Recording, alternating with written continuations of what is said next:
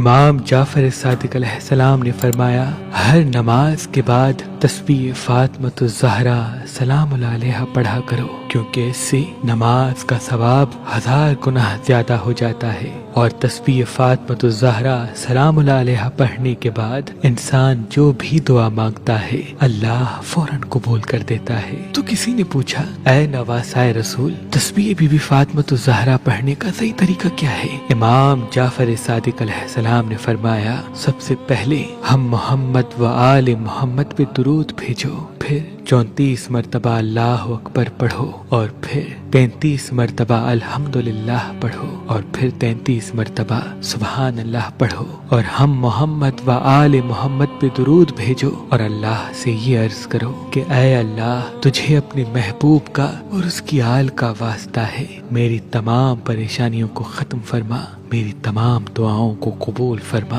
اے شخص، جو بھی انسان تسبیح فاطمۃ الزہرا پڑھ کے اللہ سے جو بھی دعا مانگتا ہے تو اللہ فرشتوں کو حکم دیتا ہے کہ اے میرے فرشتوں، یہ دعا جو اس وقت میرا بندہ مجھ سے مانگ رہا ہے، اس کی تقدیر میں ہو یا نہ ہو، اسے فوراً عطا کر دو۔ اس زمین پہ عظیم نعمتوں میں سے ایک نعمت پخراج پتھر ہے، کیونکہ جس بھی انسان کے ہاتھ میں پخراج پتھر پہنا ہوتا ہے تو اللہ اس انسان کے راستے شہرت عزت کے لیے کھول دیتا ہے۔ اللہ کے ولی میرے دادا حضرت شاہ شمس تبریز سبزواری نے فرمایا کہ جب جب سورج کی روشنی انسان کے ہاتھ میں پہنے ہوئے پخراج کو لگتی ہے تو وہ انسان کے دماغ سے جڑ جاتا ہے، اور اس کی شعائیں انسان کے وجود میں محنت کرنے کا جذبہ، حاضر دماغی سے جواب دینے کا ہنر اور اپنے مقصد کی طرف بڑھنے کا جذبہ پیدا کرتی ہے۔